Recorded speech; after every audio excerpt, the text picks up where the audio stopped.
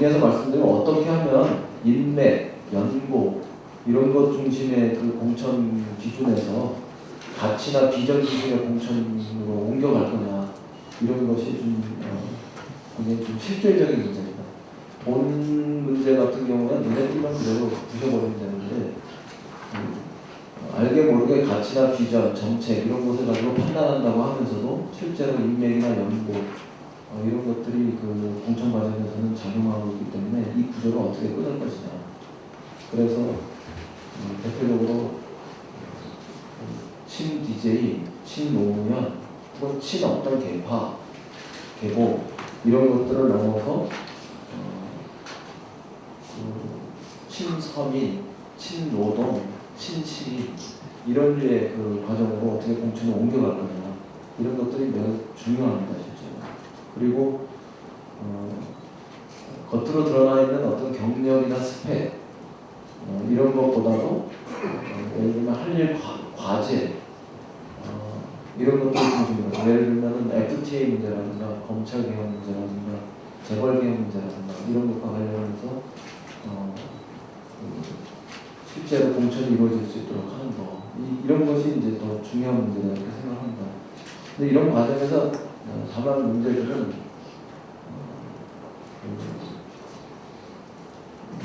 누가 봐도 이렇게 객관적이고 보편적인 기준 이런 것에 근거한 공천보다는 그 진짜 백지한장차일 텐데 어떤 이해관계 이런 것들이 그 개입될 수가 있습니다. 직능 분야, 부문 이런 것에 대한 대표성과 좀 다르게 이해관계가 얽혀서 투표 행위들이 일어날 수가 있고 또 그 공천 과정들이 일어날 수 있는데 그런 문제들을 어떻게 찾아갈 거냐 이런 점들이 저는 실제로 중요한 문제였다 이렇게 보시고요. 그다음에 두 번째로는 그 공천 과정에서 정당의 폐쇄성 혹은 그 기득권의 폐쇄성 이런 것들을 어떻게 개방시켜낼 거냐 이런 문제들이 중요합니다. 그래서 실질적으로 신진의 참여를 보장할 수 있도록 어떤 제도를 도입할 거냐 그건 뭐 청년, 여성 이런 부분들이 그 주된 그 문제의식으로 많이 제출이 되었습니다. 오늘 김대 교수님이 공천제도하고 또 여성 참여 문제 이런 것들을 비교해 주신 것도 제가 보고 그랬는데 그냥 일반적으로 똑같은 룰을 적용해가지고 청년이나 여성 같은 경우에는 뭐 객관적으로 공천을 받고 진출할 수 있는 가능성도 적기 때문에 가산점 제도라든가 할당제라든가 이런 등등의 제도적인 도입을 통해 가지고 시민들의 참여를 실제로 보장하는 이런 그 기회 통로 이런 것들 어떻게 만들 것이냐 이런 문제들이 저는 어떤 중요한 문제였고 그다음에 세 번째는 국민 경선의 효력과 관련한 문제입니다. 여기서 상향식 공천 이런 문제까지 다 검토하셨습니다만 어떤 기회나 동기가 주어졌을 때 굉장히 그것이 가지는 순수성이 있음에도 불구하고 결과는 전혀 다르게 나타나는 이런 부분들을 어떻게 바꿔낼 거냐 이런 문제들인데요. 이 제도를 통해서 우대제도 이런 것들을 통해서 바꿔내는 이런 방향도 있지만 정세를 잘 활용하는 이런 측면들도 좀 검토해봤으면 좋겠습니다.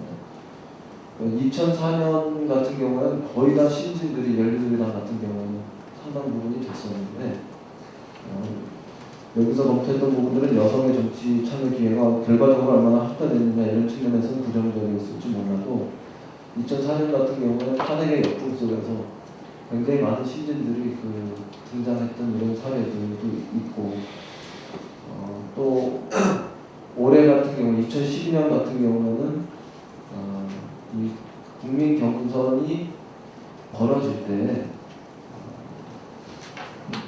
결과적으로는 지금 뭐 미리 속단할 수는 없지만 결과적으로는 국민의 손에 의해 가지고 기존의 경력이나 인지도 이런 것들이 아무리 높은 사람들이라도 바뀌어 나갈 수 있는 이런 가능성들도 상당히 있다. 저는 그렇게 좀 판단하는 편입니다. 특히 호남 같은 데서 그럴 여지도 상당히 있다. 그래서 제도를 보완하고 보강하는 것 못지않게 그런 어떤 정세를 활용하는 이런 측면들을 우리가 고민해야 되는 거 아니냐, 또 실제로 고민할 수 있는 거 아니냐, 이런 그 생각입니다.